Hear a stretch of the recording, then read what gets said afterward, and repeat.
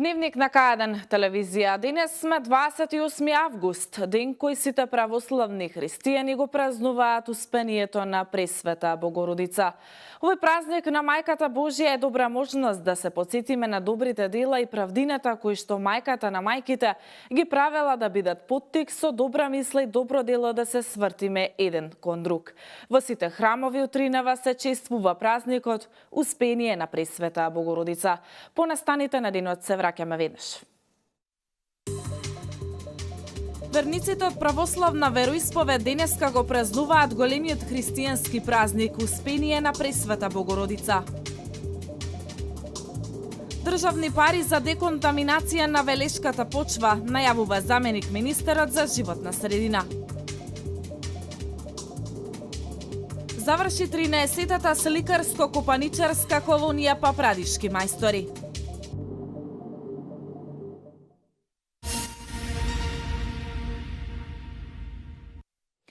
Верниците се поклонија и помолија пред иконата на Мајка Богородица. Храмот Успение на Пресвета Богородица во Велес полна со верници.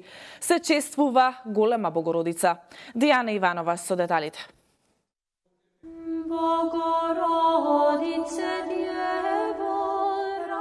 Денеска се слави празникот Успение на Пресвета Богородица, еден од најзначајните празници посветени на Мајката Божја. Самиот збор Успение значи заспивање, или поинаку кажано не се слави смртта, туку вознесувањето на Богородица во небесните живеалишта. Таа го завршила својот живот, тивко и мирно, без никакви болести и страдања. Одеднаш неопислива светлина на божествената слава, која се појавува пред запалените свеќи. Во зраците на небесната светлина слегува самиот цар на славата Христос, обкружен со ангели, архангели и други бестелесни сили и со праведните луѓе на праотците и пророците за Пресветата Дева. Тој се приближил кон пречистата своја мајка и ја утешил со милни зборови да не се плаши и љубезно ја повикал со смелост да одат од земјата кон небесата. Секоја година на овој празник црквата Успение на Пресвета Богородица во Велес се преполна со верници. Доаѓаат да се помолат и да запалат свеќа за здравје и среќа. За здравје и среќа, тоа е најбитно, мислам, во животот. Здравјето е прво и среќа. За среќа, за здравје прво. Тоа и среќа, и пари повеќе, и љубов. Убави само, за многу години нека празникот и тоа. За здравје, за сите и за мир во сета земја. Што постои земја на континентот.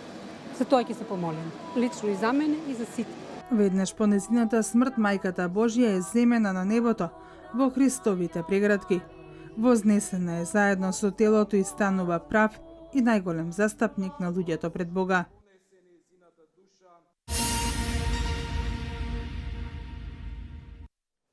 Во почвата се уште има голем процент на токсични метали. Состојбата се следи и засега проектот на еколошкото друштво Вила Зора за деконтаминација на почвата е успешен, но потребни се и одредени финансии за кои екологистите сметаат дека ќе ги добијат од ресорното министерство. Подитно е потребна интервенција и поддршка од соодветните органи, сметаат екологистите. И по 14 години откако е затворена топилницата за олово и цинк, велешани се уште ги чувствуваат последиците од загадувањето. Во почвата има голем процент на токсични метали како олово, цинк и кадмиум. За таа цел екологистите од еколошкото друштво Вила Зора изработија проект за деконтаминација на почвата, чии што резултати беа презентирани пред 10 дена. Состојбата на почвата се следи и засега проектот е успешен, потребни се одредени финансии за кои екологистите сметаат дека ќе ги добијат од ресорното министерство. Подитно е потребна интервенција од соодветните органи за да се запре ова загадување кое се уште е присутно, изјави Ненад Коцич од еколошкото друштво Вила Зора. Ние работиме за тоа што сакаме да им помогнеме пред се на велешани. Тоа се региони кои што самите велешани одбиваат да произведуваат храна затоа што се свесни за нивната контаминираност и ние со наши средства започнавме нивна деконтаминација.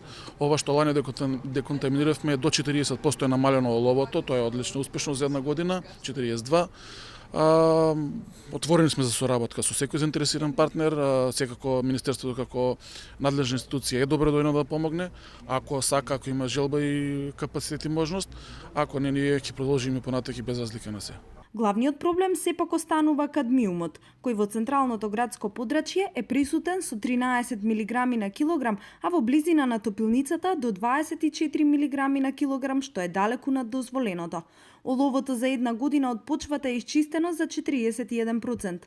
Според заменик министерот за животна средина Јани Макрадули, со стратегијата на владата ќе се донесе закон за намалување на штетната емисија на материи врз почвата во Велес. Владата на Република Македонија ќе донесе не само стратегија за почвите во Република Македонија, туку ќе донесе и закон кој што не постои за почвите во Република Македонија, кој што ќе направи една системско решение и регулација на таа проблематика.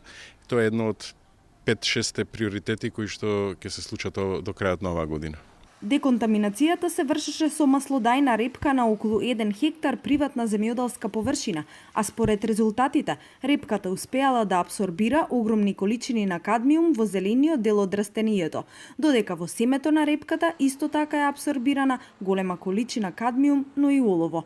За почвата да биде погодна за одгледување на земјоделски производи, ќе бидат потребни уште 3 години.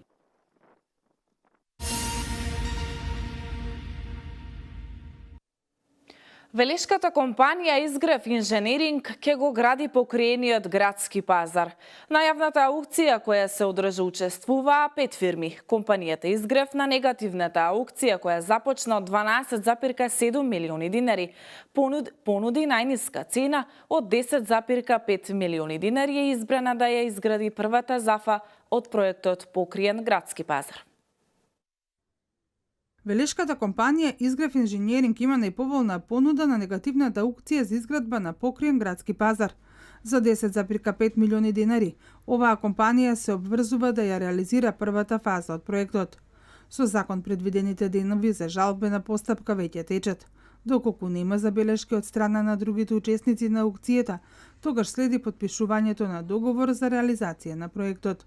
Информацијата дека на негативната аукција на која почетната цена беше 12,7 милиони динари, најповолен понудувач е токму Изгрев инженеринг, општина Велес ја објави на својот Facebook профил. Според неодамна промовираниот проект во првата фаза, предвидено е да се работи на подлогата и на инсталациите. Додека тоа се реализира, долниот дел од пазарот нема да работи. Според планот, сегашните продавачи ќе бидат сместени во горниот дел од градскиот пазар. Покриениот градски пазар ќе биде модерен објект на површина од 4000 метри квадратни. Во него ќе има 16 трговски објекти, а ќе стопанисува јавното комунално претпријатие Дервен.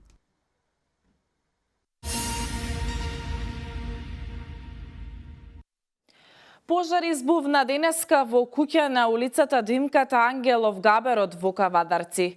Според информациите од командирот на територијалната противпожарна единица Илчо Богевски, пожарот го зафатил подрумскиот дел од објектот. Една просторија е изгорена, а другите се опожарени и исчадени. Дополнително ќе се утврдуваат причините за пожарот и висината на материјалната штета.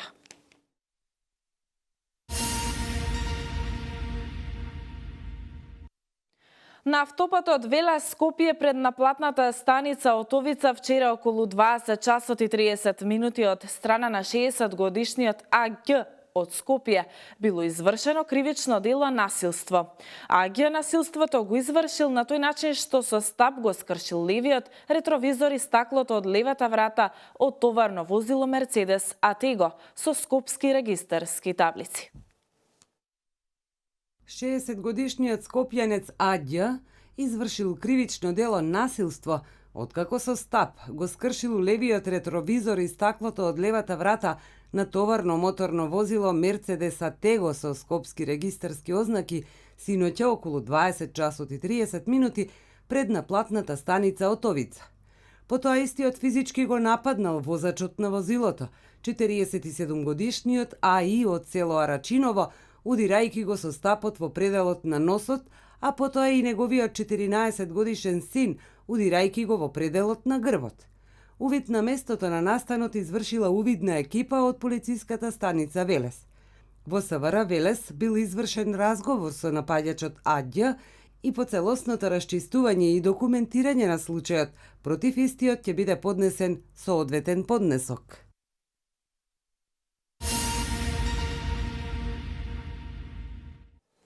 Клубот на млади при Општинската организација на Црвениот крст Неготино 9-ти пат го реализира проектот Хуман потек. Оваа година организираа тренинг камп на тема прва помош. Кампот е составен од теоретски и практичен дел, а на истиот ќе бидат обучени вкупно 30 младинци. Девета година поред Клубот на млади при Општинската организација на Црвен крст Неготино го организира проектот Хуман потек. Годинава беше организиран тренинг камп на тема прва помош. Младите имаа можност успешно да се обучат во случај да применат помош на некому кому тоа му е потребно. Ваквите акции секогаш вродуваат со плод, велат од Црвениот крст на Општина Неготино. Клубот на млади при Општинска организација Црвен крст Неготино 9-ти пат го реализира проектот Хуман потек. Оваа година организиравме тренинг камп на тема прва помош. Кампот е составен од практичен и теоретски дел, за кој што беа задолжени едукатори, парамедици од Црвен крст на Република Македонија и шминкери кои ги спремаа повредите во симулационите вежби. Ќе бидат обучени вкупно 30 младинци. Сакаме да им се заблагодариме на сите хумани луѓе кои што ни помогнаа за реализација на овој 5-дневен тренинг камп. Тренинг кампот трае 5 дена, а 30 млади хуманитарци ќе бидат обучени како да ги применат техниките на првата помош. Овде сум да ги надоградам своите знаења во врска со првата помош и на овој камп најмногу ми се допадна шминкањето на повредите и симулационата вежба. За време на кампот учесниците се запознаа најпрво помеѓу себе, ја развија својата групна тимска работа, активно слушаа за време на сесиите од кои беа извлечени значајни поенти.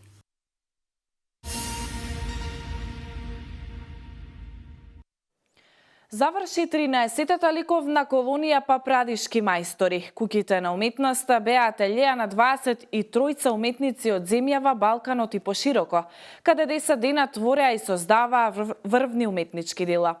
Голем број граѓани посетија ликовната колонија и имаа можност да погледнат што се изработиле рацете на неуморните креативци. Заврши 13-та сликарско-копаничарска колонија Папрадишки мајстори, која изминатите денови се одржуваше во куќата на уметноста, куќата на Касапови. Истата е во организација на Сдруженијето на граѓани Папрадишки мајстори, а поддржана од Општина Велес. И оваа година колонијата беше тематска, каде преовладува пејсажот.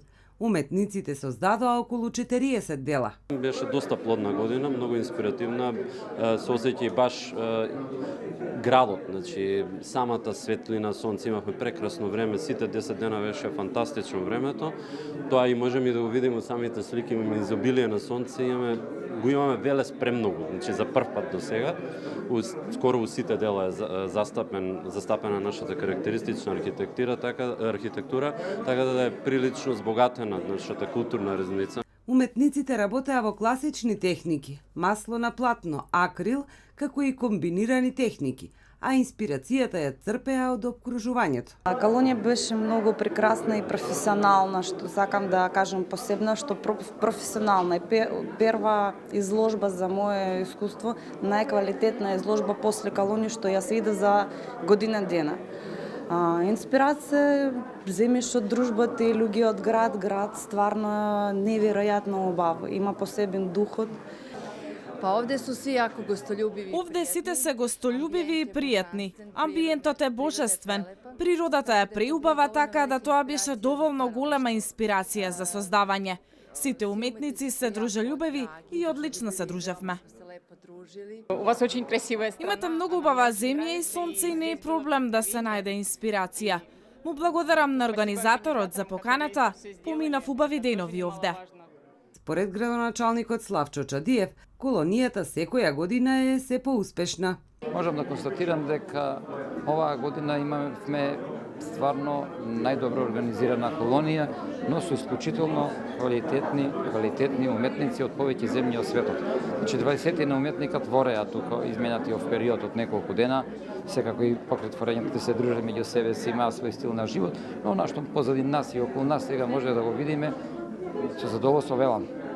Постигната е целта, нивото на квалитетот очигледно е на многу високо ниво. Делата кои ги создадоа уметниците на 13-та колонија папрадишки мајстори ќе биде поставена за време на одбележувањето на денот на ослободувањето на општина Велес 9 ноември.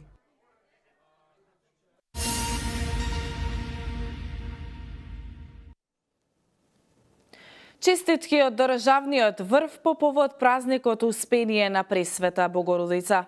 Агенцијата за храна и ветеринарство најавува регистрирање на производителите на мед и негово обврзно декларирање со јасно наведен број на спроведената анализа за безбедност и квалитет. Вестите од земјава.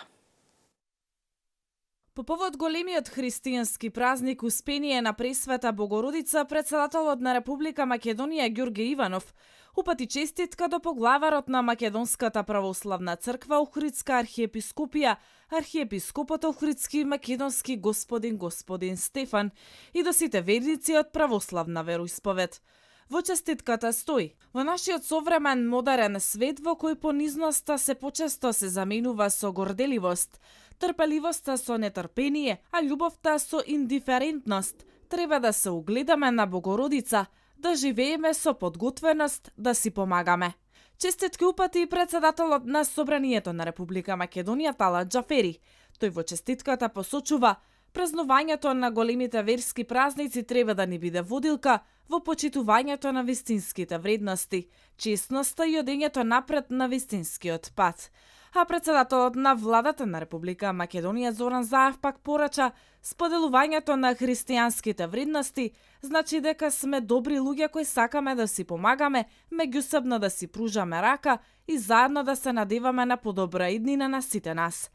Честитки упати и председателот на најголемата политичка партија ВМРО-ДПМН Никола Груевски. Тој повика на молитва за здравје, мир, спокој, радост, благодети, успеси и спасение за секој човек, секое семејство и целата држава.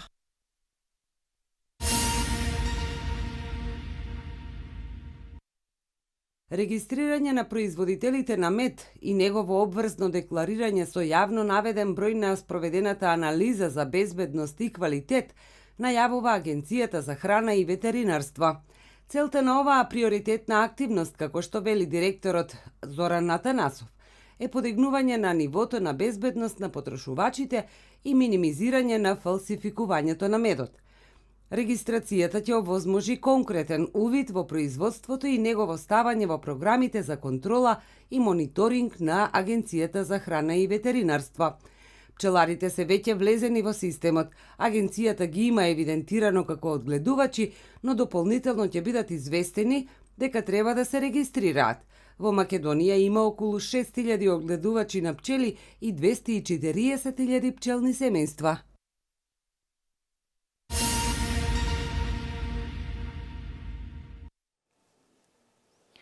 Земјотрес со интензитет од 4,9 степени според Рихтеровата скала утрово го погоди Иран. Во земјотресот, чиј епицентар се наоѓал на околу 600 километри северно од Иран, се повредени 10 лица. Земјотресот предизвикал материјални штети на зградите што се наоѓаат во близина на епицентарот. Во продолжение станатите вести од светот. Најмалку 13 лица се загинати, а десетици повредени во бомбашки напад кој се случил синоќа, а бил извршен со автомобил бомба во јужната афганистанска провинција Хелманд, соопштија локалните безбедносни сили. Според соопштението, нападот бил извршен врз едно воено возило во областа Нава, каде во изминатите недели се водеат тешки борби, а жртвите се главно припадници на воени сили на Афганистан, но и меѓу нив има и цивили. Нападот се случи само еден месец откако властите во Кабул соопштија дека афганистанските сили повторно под своја контрола ја ставиле областа Нава, што пред тоа беше заземена од талибанците. Се уште не е потврдено кој стои зад овој напад. Експлозијата се случи само неколку денови по нападот што беше извршен со автомобил бомба, поставен близу до главниот штаб на полицијата во Лашкаргах.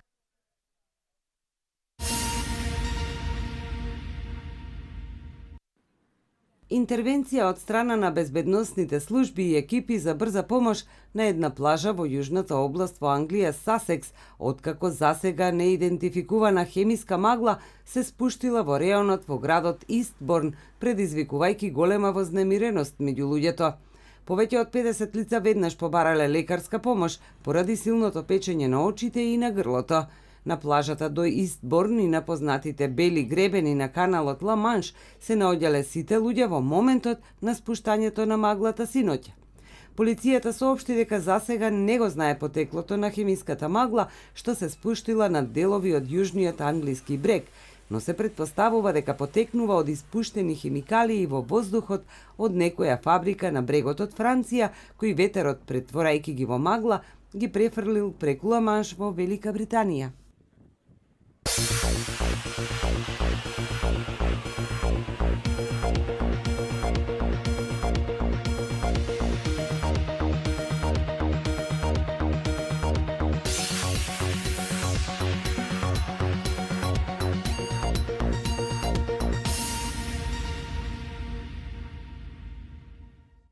И пред да се одјавиме, следуваат информациите за времето. Денеска имавме сончево време со температура од 32 до 37 степени и УВ индекс 7. Од утре ќе настапи зголемување на облачноста, проследено со врнежи од дожд, кои локално ќе бидат поројни со засилен ветер и појава на грмежи.